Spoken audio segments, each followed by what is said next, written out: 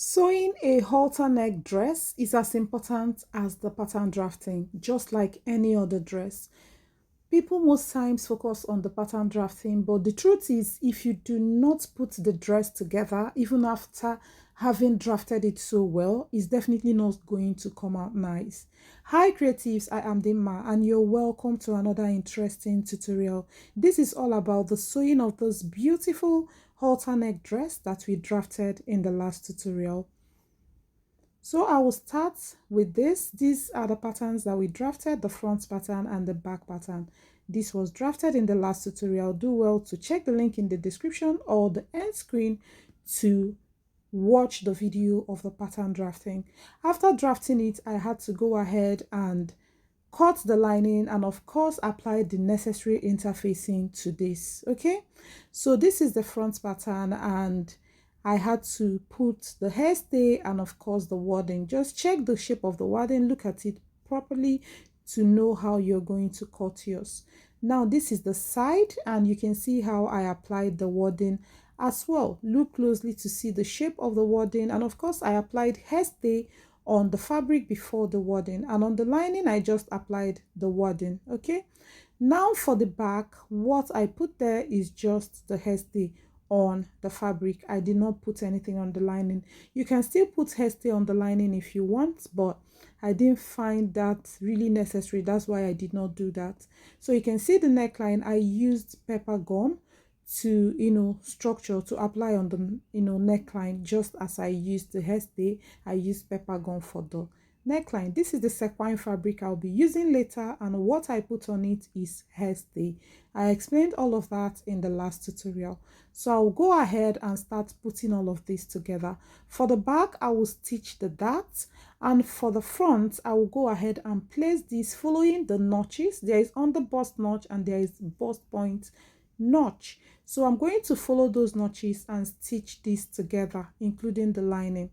After stitching it, this is what the bustier looks like. You can see how perfect it is, looking, even with the light wording that I used. Yes, what I used for this tutorial is the light wording on the fabric and the thicker one just at the center of the lining. Okay, every other part is light wording. So right now the next thing to do is to go ahead and put the sequin for the armhole area. Yes, so now I folded my sequin fabric like this, and I will go ahead and place it like this.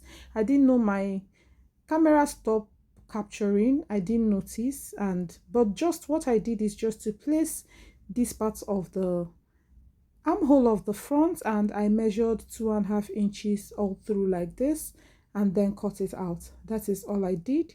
You will see when I'll be doing the back and it will be clearer what I did because it's the same process. So after cutting it, I'll set that aside and go ahead and cut the back immediately. So this is how I placed the back. This is on fold, so I had to trace it like this. This is exactly what I did for the front, and then I will cut out around that neckline area. Yes, I'll cut it out to an extent like this, then I'll remove the fabric like the pattern of the back, and go ahead and mark 2.5 inches as well, just as I did for the front. After marking it, I had to cut it out. So this is exactly how I cut out for the front as well. Now the next thing is just to place it right here and the other side as well and stitch it down. I'll do the same thing for the back, then we will move to the next step of doing this. Okay, you can pin it in place if you know you will not manage. In fact, it is better to pin it so that it does not shift for any reason. After stitching, you remove your pins and this is what it looks like. Very perfect. So now I'm going to bring my bias. Just as you can see, I'm using black bias. Okay, so I placed it right here and I'm going to use it and finish up this rough edge. Okay, you can use any other matching color that you prefer. I believe butter color or wine red would have still been very fine for this. Okay, so I'm going to stitch both sides of the bias strip, and I will do the same for the back. So you can see what we have after I have stitched that down. That is very beautiful and neat. So I did the same thing for the back, and you can see how everything is looking. Now I'm going to place the lining like this and stitch on the armhole just as I'm pointing. I will do the same thing for the back. I will place the lining right sides facing each other with the fabric, and I'll stitch the armhole. So after stitching it, I had to top stitch. I stitched, notched, and top stitched. Okay, watch closely. This is what I did. So I want to use this one and show you what I did. After stitching, I had to notch like this. Please pay attention to the technique I'm using. It's very, very important. Now I top stitched after moving it towards the lining part. So that is what I did for all of this, and you have to go ahead and iron. For each step you sew, make sure that you iron. Very, very important. Now I'm going to stitch the sides like this, okay? Lining to lining and fabric to fabric. So after doing that, you can see I have stitched it down here. So I'm going to turn it inside out like this, and you can see the level we are already in this sewing process, looking very beautiful. Okay, so if you want to get exactly this result I got, do well to follow the whole sewing technique I'm using in this tutorial. So I'll go ahead and iron up all of this, and then go ahead and pin the band for the waist. So what I cut out for the band as well is 2.5, just as I did for the facing around the armhole. Okay, so I'm going to go ahead and place it just as you can see me do, and I will also stitch it in place. After stitching it, this is what it looks like. Okay, I will now use the bias just as I used for the armhole area. I'll place it on this upper part and then stitch on both sides neatly. After stitching it, this is what it looks like. You can see how beautiful and perfect it is looking. This is so lovely. Now the next is to go ahead and start working on the neckline. Okay, so this is what I have so far, and I will start working on the neckline. This is the fabric and of course the lining of the neckline. I'll go ahead and stitch the neckline and also do the same for the back. I'll stitch the neckline, notch, and top stitch towards the lining. Okay, so after stitching, I notched and top stitched, and this is what it looks like after that. Now the next is to join it on the shoulder, just as you can see me place this. Okay, so that is how I am going to do that. But before I do that, I'll place the front neckline like this on the front, just to mark where this armhole ended, like where it's going to land on the neckline. Watch closely and see what I'm doing. I had to notch the middle of this neckline and ensure it's matching with the midpoint on the bodice, and then I had to mark where the armhole ended. So I had to take a notch on both sides like this. So after doing that, this is to ensure that I take landmarks while stitching in the neckline. Very, very important, so that your neckline will be balanced and really nice. Make sure you take the steps I am showing in this tutorial video, please, please, please. So right here I am going to place the shoulder like this and stitch, and also stitch the second shoulder. So after stitching it, I will trim off the excess. I don't want it to be up to the 1/2 inch allowance that is there, so that it will not be bulky right there. So after doing it, I'm going to arrange the neckline really nicely, and you can see what it's looking like already, sitting really pretty. So right here I am going to go ahead and stitch this in place on the neckline. Now that is when the notches I put are really, really important.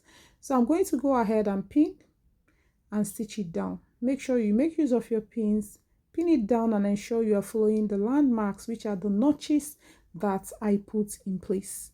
Okay, follow this process and you get a perfect fitting halter neck dress. So after pinning it like this, I will go ahead and stitch. So you can see what I have. I've stitched it in place, and you can see it's coming out really nice already. Now the next thing to do is to go ahead and iron 1/2 inch in. So place your neckline really, you can see how I'm arranging it. So iron 1/2 inch in, or if you can manage it like this, just pinch in half inch on both edges and gradually stitch in place. Okay, but if you can't, iron it in place and then pin it and stitch. Okay, and that is what I did to get this. You can see how beautiful and neat it is looking. Now the next is to go ahead and start working on the flay part of this. You can see how nice this upper part is looking already. So right here is the flay, and this is the back part of the flay. So I left the opening of about 9 inches from the waistline and stitch from there down. That is what I did. So I'm going to open it up like this and iron in place. And then this is the front. You can see the front. I cut out this strip again from the sequin fabric and stitched it right in front like that, just as you can see, and is about 3 inches in measurement. 3 inches, 3.5 inches is fine. So I'm going to use bias as well and finish this rough edge. I have done that already, and this is what it looks like.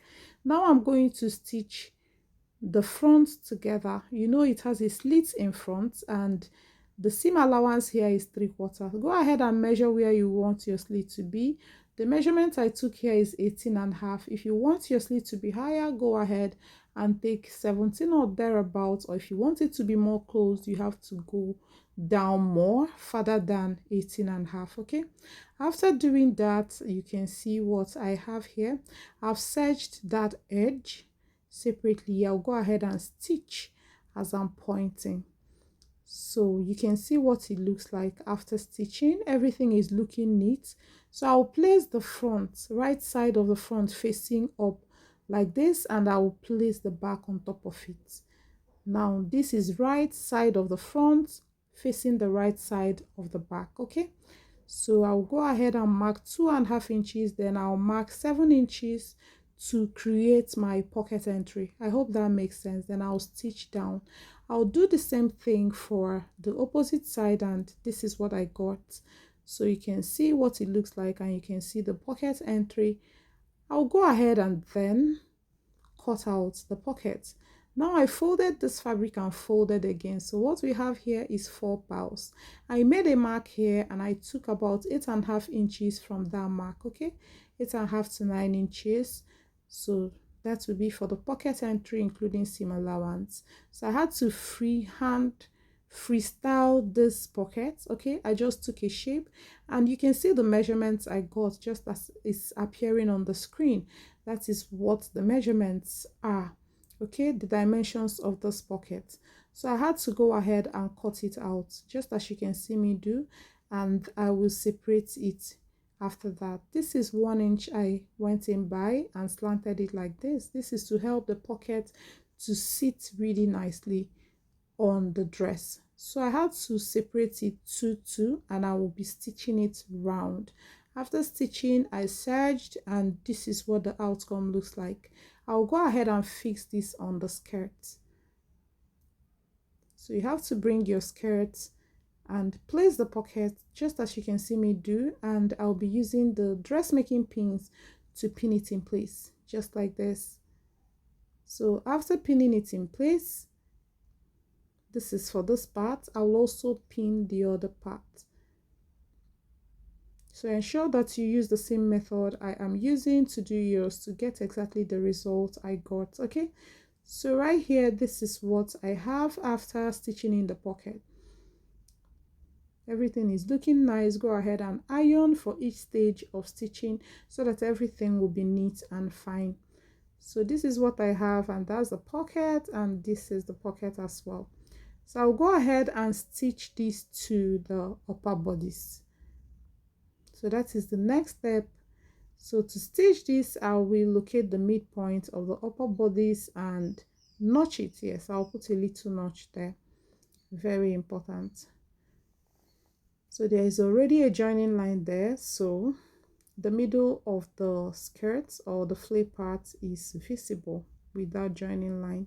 So I'm going to place the flay like this and mark the other landmarks, which is the side. Okay, that is what I'm doing, and I'm pinning everything in place. I pin the middle, Very important to pin this landmark so that your flare will just land really uniformly. And this is the side again. So with this landmark so far, I'm okay. I can go ahead and stitch, and that is it. After stitching it, this is what it looks like. You can see how beautiful the dress is looking already, even on the table. Okay, so I'll go ahead and fix the zipper. Just as you can see me place it, I'm going to stitch there and stitch the other side as well. And this is what I have. You can see how I stitched down the zipper. I had no other option than use this surface stitching because of the method of putting this dress together. So after doing all of that, I will go ahead and fix the lining. That is the next step. So this is the lining, which is cut exactly as the fabric. It's just that it is shorter, way shorter than the fabric. This one ended around the knee level, which is about 19 inches. Okay, 18 and a half, 19 inches. And I've gone ahead to stitch it by the side and at the center as well. So what I did is to take a level here and shaping it. This is center front, right, that I'm cutting this thing from towards the center back. So why that center front is high is so that the lining will not show through the slit. I hope that makes sense. So after doing that, I had to serge that area just as you can see so that it will appear neat. And I'm going to fix it on the dress. So this is the dress and I'm going to fix this lining on it. The darker navy blue lining was exhausted at this stage, so I had to use this one to complete this project. So this is how I'm going to stitch it, and it's going to cover the roughness like this. After stitching down the lining, this is what the inside looks like, really neat and fine. And you can see after zipping up, this is what it looks like at the back. So beautiful, so nice. This is what the front looks like. Do you like this? If you enjoyed this tutorial, give it a thumbs up, comment, let me know what you think. And here I am just feeling myself and checking out what the fit looks like, and I think it's really beautiful. If you like this, give it a thumbs up, subscribe, and turn on your notification bell for more interesting videos. Thanks for always stopping by to watch my video, guys. I love you all, and of course I will see you in my next one. Bye.